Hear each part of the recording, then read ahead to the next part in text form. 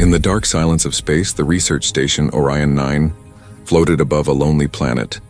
It was an ordinary night shift for Eli Parker, a human engineer known for fixing anything that broke. He sat alone in the control room, listening to the soft hum of machines and the steady rhythm of space. Nothing unusual ever happened on this station, and Eli liked it that way. But tonight something strange broke that peace. A faint noise crackled through the comms, so soft it almost sounded like static. Eli leaned closer, adjusting the frequency. At first it was just a whisper, then a trembling voice. "Please, help us, someone please." Eli froze, his fingers tightening on the console. It wasn't human. The tone was lighter, echoing like a child's voice through metal and dust. "Is someone there?" Eli said. The voice came again, weak and broken. "My mother. She can't breathe. Please help." For a moment the room felt smaller, the air colder. Eli quickly ran the signal through the system. It was coming from the Forbidden Zone, a planet no human was allowed to visit. The name flashed on the screen, Velara 6, a world once inhabited by an alien race called the Velari. They were peaceful beings with glowing skin and crystal lungs. But after a terrible war, the Galactic Council had banned all contact with them. Any human who entered their territory would be marked as a criminal. Still, that voice, so desperate, so innocent, cut through every rule Eli had ever followed.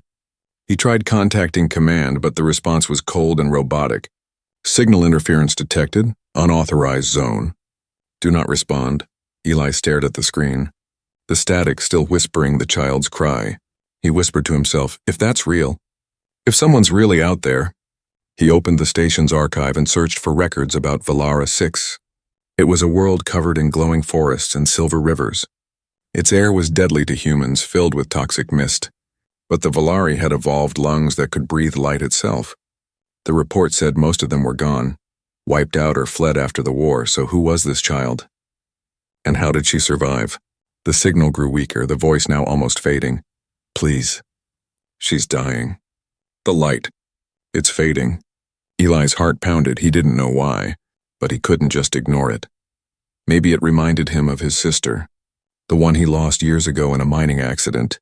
He remembered how helpless he felt then, how no one came to help in time. He couldn't let that happen again.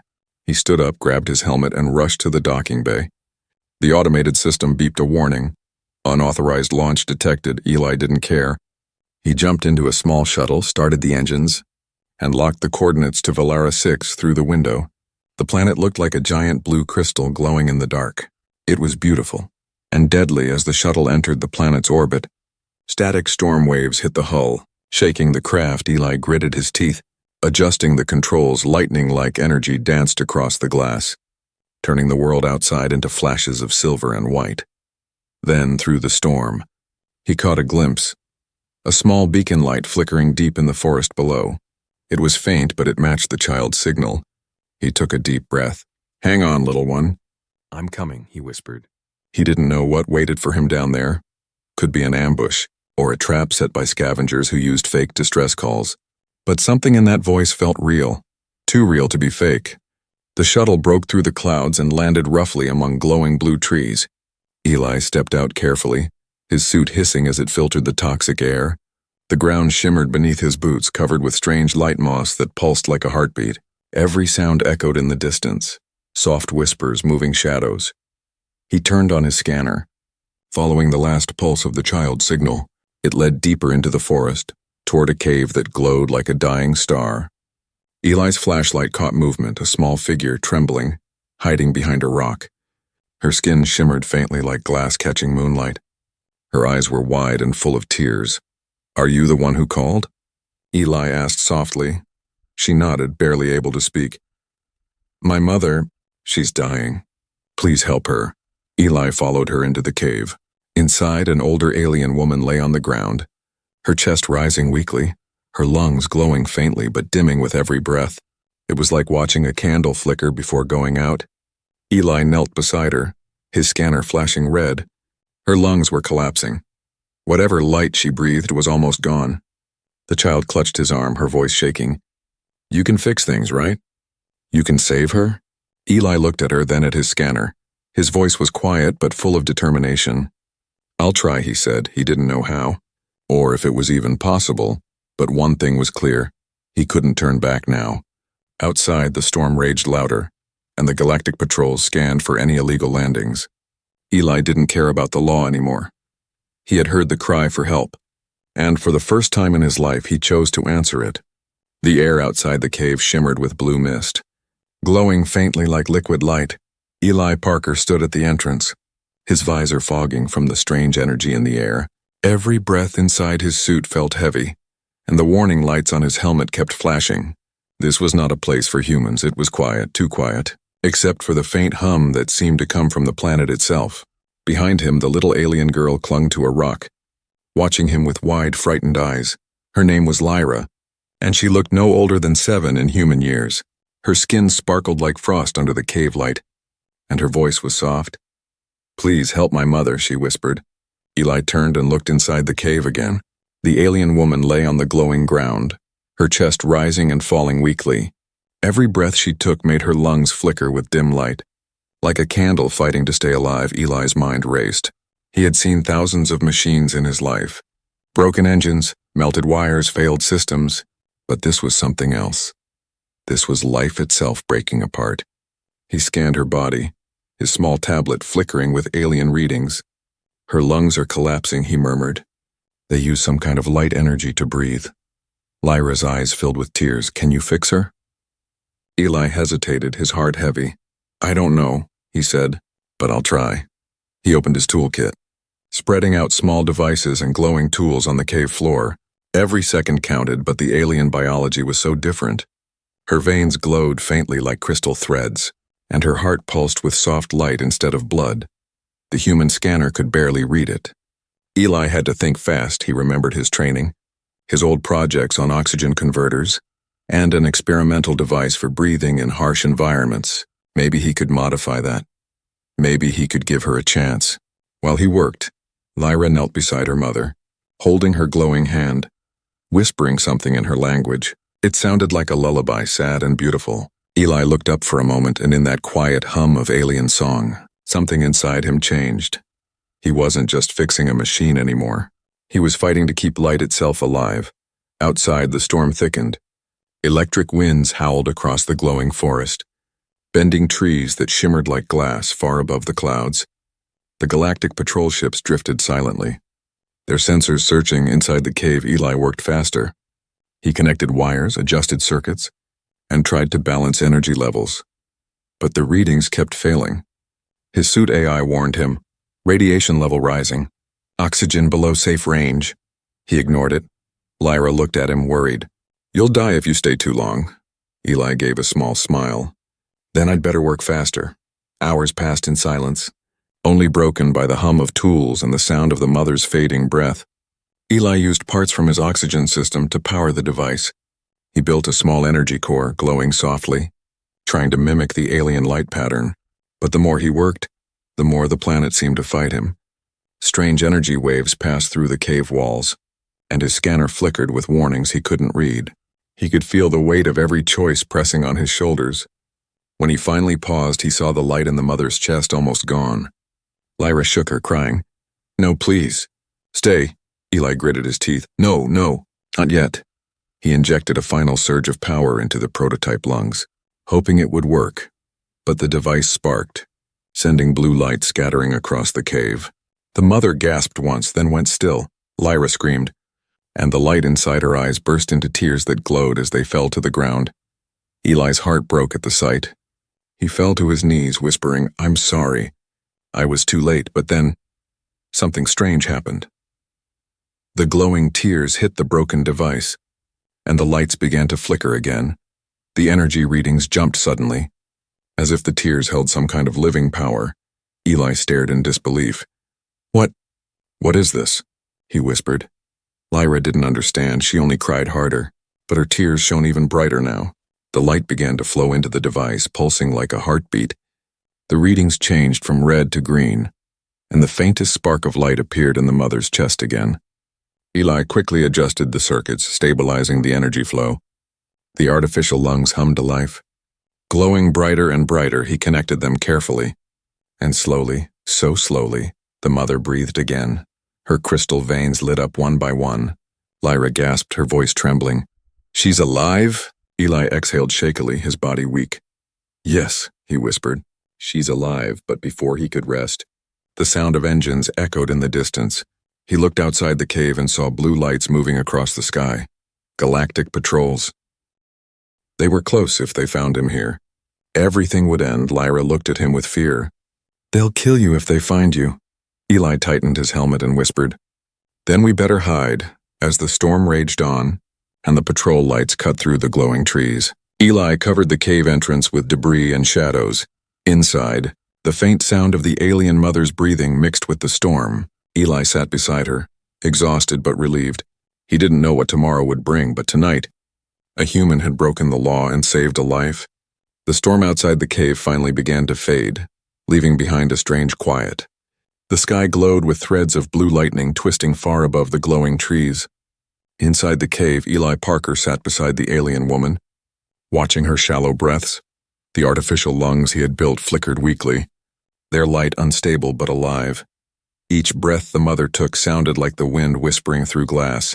Fragile yet full of meaning, the little alien girl, Lyra, had fallen asleep next to her mother, her small hands still glowing faintly. Eli leaned against the rock wall, his helmet off now, letting the filtered air from his suit hiss softly into the cave. He stared at the strange beauty around him.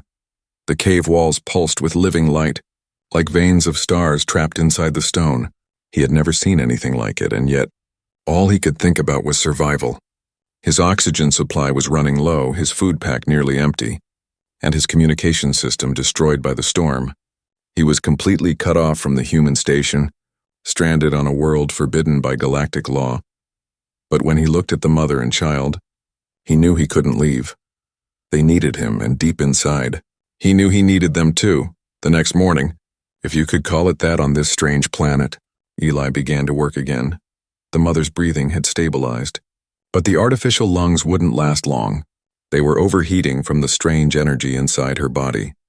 He scanned the readings, shaking his head. "The structure isn't compatible. Human metal can't handle this much energy," he murmured. He would have to rebuild it stronger, smarter, something that could adapt to the alien's luminous biology. Lyra woke up, her bright eyes following him. "Will she live?" she asked softly. Eli paused, then smiled faintly. "She will. If I can fix this," Lyra tilted her head. "You're strange, human. You don't glow. You don't sing with the stars, but you fix things." Eli chuckled. "That's all I know how to do." Her small smile returned, a brief light in the dim cave. Together they went outside to gather materials. The forest was alive, full of light and danger. Tall trees shimmered like crystal towers, their roots glowing under the soil. Strange flying creatures floated between branches, their wings made of light threads. Eli marveled, scanning everything he could. "This planet is a living battery," he said quietly. "Everything here runs on light energy." Lyra nodded. "We call it life glow," she said, touching a leaf that shimmered at her touch. "When life glow leaves, everything dies." They walked to a glowing river, its surface rippling with soft blue fire. Eli collected shards of broken crystals that floated near the bank. They were warm to the touch, filled with gentle vibration. "These might help stabilize her lungs," he said. Lyra watched him curiously. "You're not afraid of the dark winds or the hunters?" "Hunters?" Eli asked. Lyra pointed to the forest shadows. "The drones from the sky, they come at night. They take the weak ones away." Eli's jaw tightened. "Then we'll work fast." As they gathered crystals and strange metallic vines, Eli couldn't help but notice how the planet itself seemed to respond to Lyra. When she touched the ground, flowers opened. When she sang softly, the air brightened. It was as if she and the planet were one. He began to understand the beauty of the Valari people, their connection to their world, the harmony between life and light. He wondered how humans could have ever feared them. Back in the cave, Eli used his small plasma torch to shape the materials. He mixed human alloy with alien crystal, building a frame that shimmered with both light and steel. Lyra watched with fascination, handing him tools steady and patient. The more they worked, the stronger their bond grew. He didn't see her as an alien child anymore. She was just a little girl desperate to save her mother. Hours passed and the air grew colder. The cave lights dimmed slightly, As if the planet itself was getting tired, Eli connected the final wire and powered the new device. It glowed brighter than before, a steady pulse like a heartbeat. He attached it carefully to the mother's chest, praying it would hold. The lights on his monitor flashed green, stabilized. The alien woman's body began to glow softly. Her breathing steadying again, Lyra gasped with joy. "You did it. She's safe." Eli smiled, exhaustion flooding his body. "For now," he said quietly, "but we need more power soon." Outside, thunder rolled again and the ground trembled. Eli checked his scanner. There was movement in the sky. "Multiple ships closing in, galactic patrol," he whispered. Lyra froze, fear flooding her glowing eyes. "They'll destroy you if they find out you helped us," she said, her voice trembling. Eli looked at her calmly. "Then we'll make sure they don't find us." He rushed to cover the cave with rocks and light-reflecting dust. Hiding the energy signals inside, the artificial lungs hummed steadily, filling the cave with soft blue light. Eli sat beside Lyra and whispered, "She'll make it." Lyra leaned against him, her small voice barely audible. "Thank you, human." Eli stared out at the stormy horizon, watching the patrol lights flash above the forest. Somewhere deep inside he felt something new, something beyond fear. It was hope. The hope that maybe, even in the darkest parts of the galaxy, one act of kindness could still change everything. The glow from the cave flickered like a heartbeat in the darkness. Eli Parker barely slept, his hands still stained with dust and crystal powder. Every time the alien mother took a breath, the light from her new lungs pulsed gently. It was working, but not perfectly. The readings on his scanner flashed unstable energy signs. The system was overheating, and if it failed again, she would not survive another collapse. Outside, the alien forest whispered, glowing faintly under the storm clouds. Thunder rolled across the mountains, and the air shimmered with strange blue lightning. Eli stood near the cave mouth, watching the horizon in the distance. Lights moved, sharp, cold, and organized. Galactic patrol ships were circling the area, scanning for life signs. They were getting closer every hour. He turned back to Lyra, the small alien girl sitting beside her mother. Her bright eyes followed him anxiously. "They will find us soon," she said softly. Eli nodded grimly. "I know." He checked his oxygen levels low. His tools damaged, his energy supply almost gone. Everything around him screamed one thing. Time was running out. The artificial lungs flickered again. Lyra gasped. "It's fading." "She can't breathe." Eli rushed to her mother's side, opening the panel he had built from human alloy and alien crystal inside. The energy coils glowed faintly, but were melting under the unstable charge. He wiped the sweat from his forehead and muttered, "Come on, come on." "Hold together." The scanner beeped. Overload warning. If he didn't stabilize it soon, it would explode. Lyra's voice trembled. "Can't you fix it?" Eli took a deep breath. "Not with what I have left." He looked at his damaged oxygen suit, its small power cell blinking red. He hesitated only for a second before unhooking it. Lyra stared. "That's for you, you'll die without it." Eli shook his head. "Your mother needs it more." He connected the human power cell to the alien device, sparks flying across the wires. For a moment everything went dark, then light. The crystal lungs glowed brighter than before, the mother's chest rising with stronger breath. Lyra's eyes widened in awe. Eli smiled weakly. "There, see? It's working." But inside his lungs burned, his air running thinner with every passing second. The storm outside grew louder, shaking the ground beneath them. Eli knew the patrol would soon land nearby, their scanners sweeping the forest. He had to finish stabilizing the lungs before they arrived. He couldn't afford to be caught, not with Lyra and her mother here. If the Galactic Council found out he had interfered with the Valari, they would destroy them all. He grabbed his last toolkit and began reinforcing the structure with the glowing vines Lyra had collected earlier. Each movement drained him, his breath coming slower, Lyra noticed. "You're breathing too hard," she whispered. Eli forced a small smile. "Just tired, that's all." But in truth, his vision was blurring and his body felt heavy. Minutes turned into hours. The light inside the cave shifted from blue to silver. Reflecting off the crystal walls, Eli tightened the final bolt and ran a diagnostic. The readings turned green, stabilized. He exhaled in relief and collapsed against the wall. The alien mother breathed softly. Her lungs glowing steady and calm, Lyra rushed to her side. tears of joy glimmering in her eyes. "She's alive," she whispered. Eli smiled faintly. "Told you I'd fix her." Then a deep rumble echoed across the valley. Eli froze, his head snapping toward the sound. Outside the cave, a brilliant beam of light cut through the forest. Galactic patrol drones had landed, their scanners sweeping the trees. Metallic voices filled the air. Unauthorized energy signature detected. Lyra's face turned pale. "They're here." Eli grabbed his toolkit. "We need to hide." He ran to the back of the cave, searching for another exit. There was none, only walls of glowing rock. The scanner beeped again. Energy spikes detected. The patrol was tracking the artificial lungs. Eli cursed under his breath. "They can detect the power source." He turned to Lyra. "We have to turn it off." Her voice broke. "If you turn it off, she'll die." Eli paused, torn between saving one life or all three. His hand trembled above the switch, his heart pounding. Then he made his choice. He grabbed a handful of glowing moss from the wall and packed it around the power core. The light dimmed just enough to hide the signal. The mother's breathing slowed but continued faintly. Lyra looked at him with tears in her eyes. "You saved her again." He smiled weakly. "Let's just hope that's enough." Outside, the sound of footsteps grew louder. Armored soldiers walked through the forest, their helmets glowing with scanner lights. They stopped near the cave entrance. Their weapons ready, Eli held his breath, motionless, his hand covering Lyra's mouth gently. The patrol leader's voice echoed, "Energy signature lost. Continue the sweep." For a long moment, the only sound was the storm.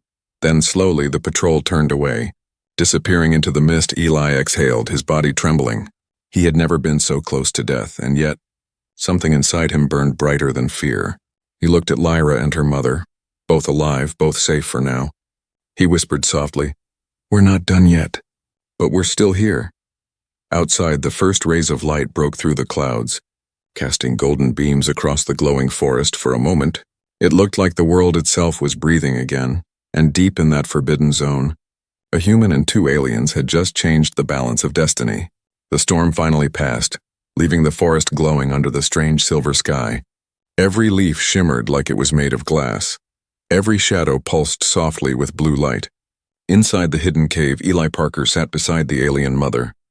Watching the faint rhythm of her glowing lungs, they worked, but only barely. The light that kept her alive was growing weaker with each passing hour. Eli checked his scanner again, frowning. The readings were unstable. The power core inside the artificial lungs was running dry. He rubbed his tired eyes and whispered, No, come on. Stay with me." His hands trembled as he adjusted the energy flow. Every tool he owned was cracked or half broken. Every battery drained to the edge. Lyra, the small alien child, watched silently, clutching her knees, her glowing eyes full of worry.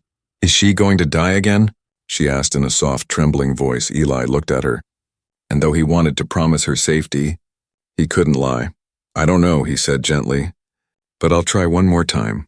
Outside, the air began to hum again. In the distance, faint blue lights moved through the forest, patrol ships circling the horizon. Eli could feel time slipping away like sand through his fingers. He needed more power, more energy, something pure enough to feed the artificial lungs. But he had nothing left to give. Even his suit battery was dying, and his oxygen level was dangerously low. He slumped back against the cave wall, whispering, "There has to be another way." Lyra knelt beside her mother, tears rolling down her glowing cheeks. She held her mother's cold hand and whispered something in her alien language. The cave lights flickered in response, as if the planet itself could hear her. Eli's scanner beeped suddenly, picking up a strange new energy source. He leaned forward, scanning again, confused. The readings pointed to Lyra. Her tears, each drop that hit the ground, shimmered with living light. He stared in disbelief. "Your tears, they're alive." Lyra looked at him, confused. "Alive?" Eli nodded slowly.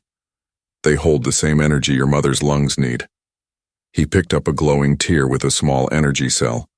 The scanner flashed green, pure biolight energy. He felt his heart race. "It's the key," he whispered. "You can save her."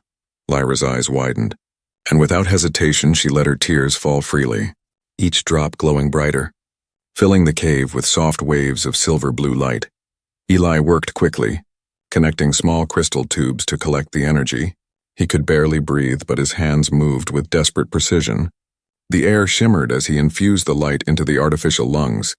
The device pulsed violently, then calmed, glowing brighter than ever before. The mother's body shuddered, her chest rising with a deep, steady breath. Her veins lit up like rivers of light, spreading across her arms and face. Lyra gasped, her voice breaking with joy. "She's breathing, she's alive." Eli leaned back, exhausted but smiling weakly. "You saved her, Lyra. Not me." The alien mother opened her eyes slowly, her gaze calm and full of warmth. Her voice was faint but clear. "Human, you risked everything." Eli shook his head. "I just did what anyone should." She reached out her glowing hand, touching his cheek gently. Her skin was cool, but the touch felt like sunlight. "Your heart shines brighter than the stars," she whispered. For a brief, quiet moment, everything felt peaceful. The forest outside was calm, the storm gone, and the cave filled with living light. Eli thought, maybe, just maybe, it was finally over. But then the air trembled again. A deep humming sound echoed across the valley, followed by flashes of red galactic patrol ships approaching fast. Their searchlights tore through the forest, burning through branches, scanning for illegal life signatures. Eli's heart sank. "They're here," he muttered. Lyra's mother tried to stand but stumbled.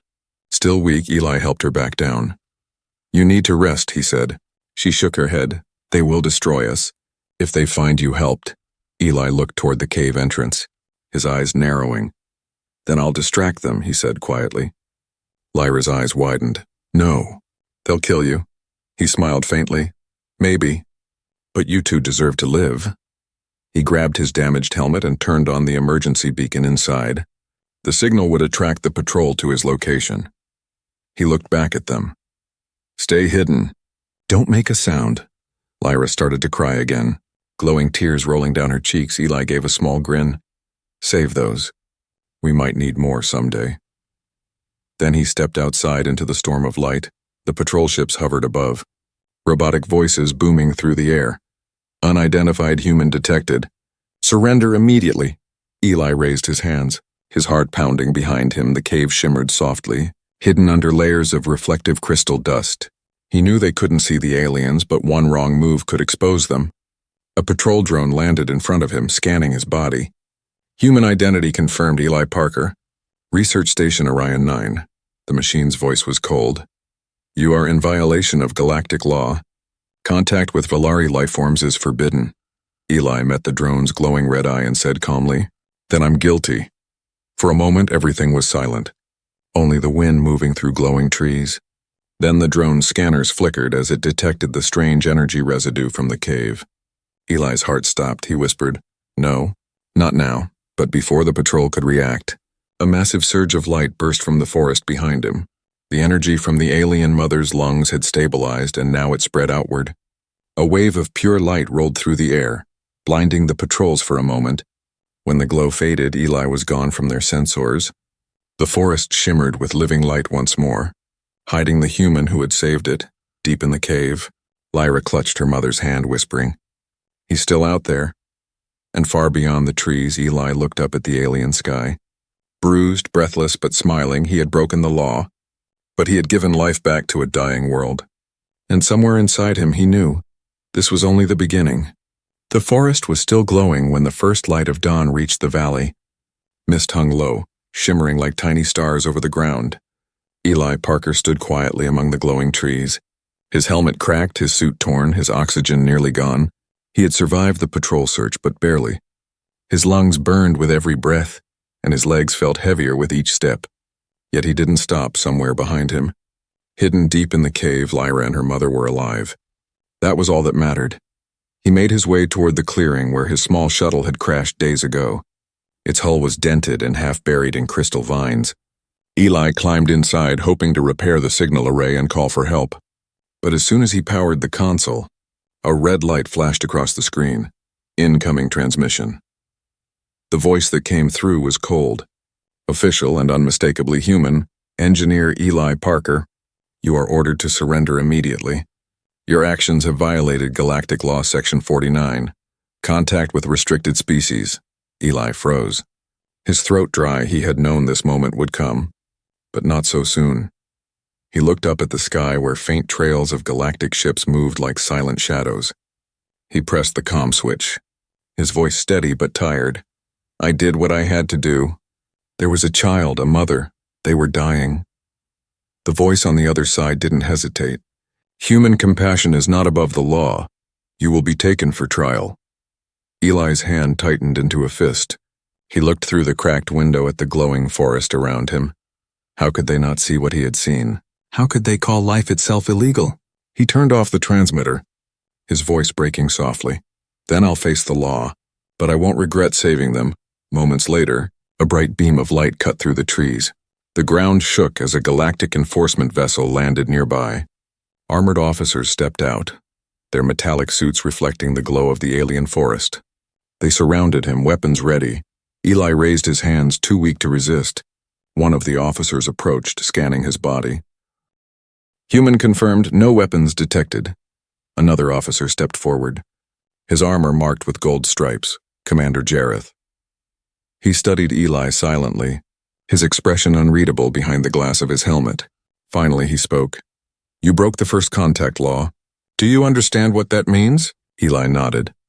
I understand, Jareth's tone hardened. Then why did you do it? Eli looked up, his eyes tired but filled with conviction. Because someone needed help, he said simply. And I was there. The commander frowned. You risked your species' safety for an alien? Eli's reply came like a whisper. For a life. The soldiers exchanged uneasy glances. Jareth stepped closer, lowering his weapon. The council will decide your fate. Before he could speak again, a faint glow appeared in the distance. Everyone turned.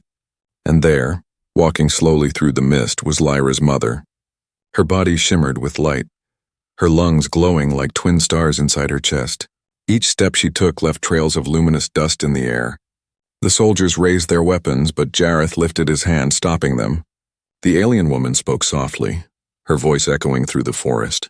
This human saved me, she said. Without him, I would be gone. And my child too. The soldiers hesitated. Whispering among themselves, Eli stood frozen, unsure what would happen next. Jareth turned toward her, scanning her body. The readings on his visor blinked rapidly. Her lungs, half human alloy, half Valari crystal, showed energy readings unlike anything seen before. A perfect balance between two species. He looked back at Eli, his voice low. You built this? Eli nodded slowly. I tried to save her life. That's all. The commander was silent for a long time, then spoke quietly. You didn't just save her. You changed science itself, a soldier behind him muttered. Sir, we should take them both. The council must see this. Jareth looked at Eli, then at the glowing woman standing proud despite her weakness. Finally, he shook his head. No, he said. There will be no arrest today. The soldiers stared at him in shock. Sir? Jareth turned sharply, his tone cold. Erase the report. Say the human shuttle was destroyed in the storm. Understood? The soldiers hesitated, then nodded, obeying his command. Eli blinked, confused. Why? Jareth looked at him, his voice quieter now. Because you reminded me what it means to be human. He leaned closer. Go before the others find out.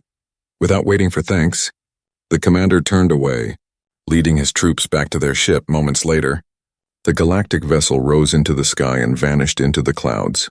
Leaving only silence behind, Eli stood there breathing heavily, the wind brushing against his cracked visor. Lyra's mother looked at him with deep gratitude.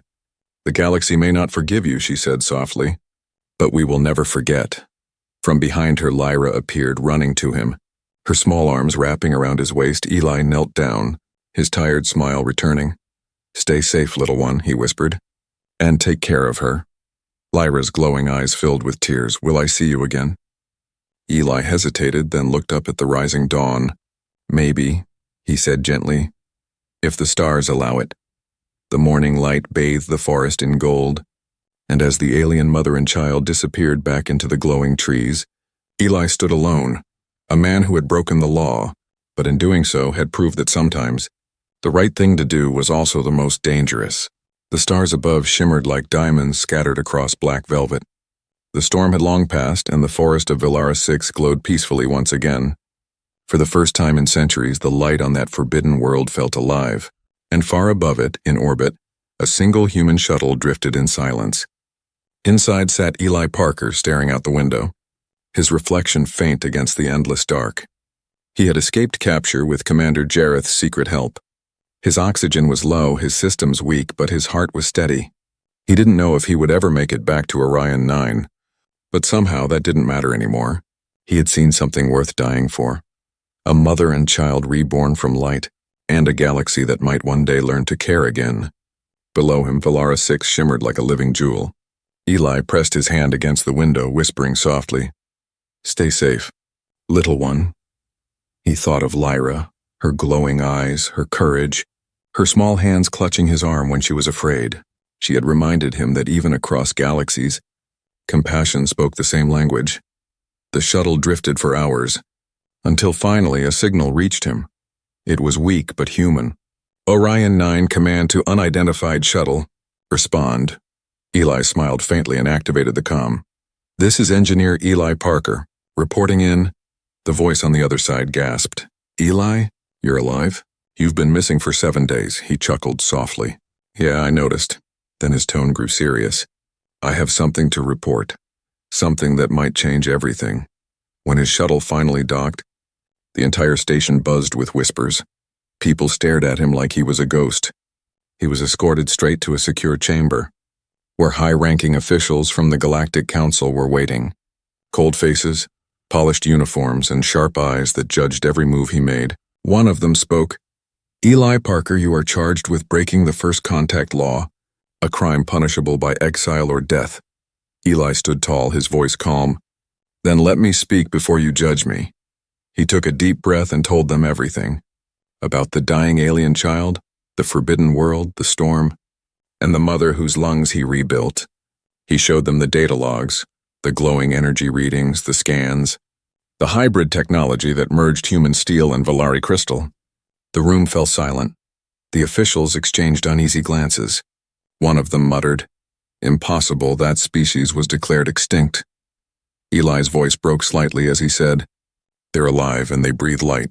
For a long moment, no one spoke. Then an older counselor leaned forward, his eyes narrowing. "You admit to helping them, even knowing the punishment?" Eli nodded without hesitation. "Yes, because it was right." The council chamber erupted in whispers. Some shouted for punishment, others demanded his execution. But one younger counselor, a woman with bright gray eyes, stood and raised her hand. "Enough," she said. "This man saved a life, and brought us something new, something greater than fear." Her words silenced the room.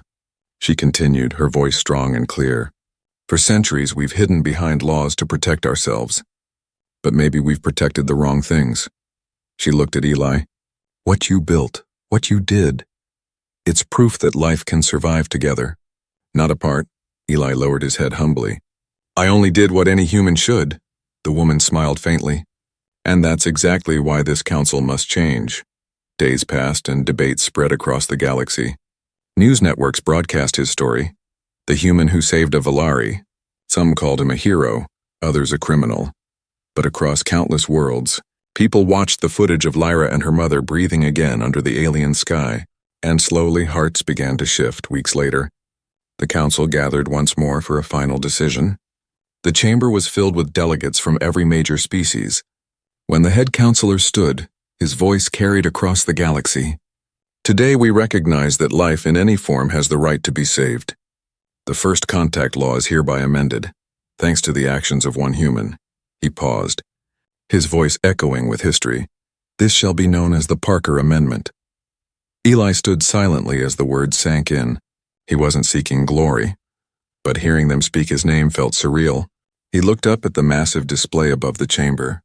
Images of Valara 6 shimmered, its forests alive, its sky glowing, its people breathing once more. And for the first time, humans were no longer forbidden from that world. They were welcomed after the ceremony. Eli returned to the observation deck through the glass. "The stars seem brighter than ever," he whispered. "Guess we did it," as if answering him. A new signal flashed on his console, a soft, familiar voice came through the static. "Eli, it's Lyra." He smiled instantly, his heart swelling with warmth. "I knew you'd find a way," he said. Her voice giggled faintly. Mother says thank you. The light is strong again. Eli looked out at the stars, eyes glistening. Tell her, she saved me too. The signal faded, leaving only the quiet hum of the station. Eli leaned back, closing his eyes for the first time in his life. He felt peace. He had broken the law, risked everything, and in doing so had changed not just one life, but the destiny of worlds outside. The galaxy glowed brighter than ever, and far away on Valara 6, two glowing figures looked up at the same sky, their hearts connected by light and by a human who refused to turn away.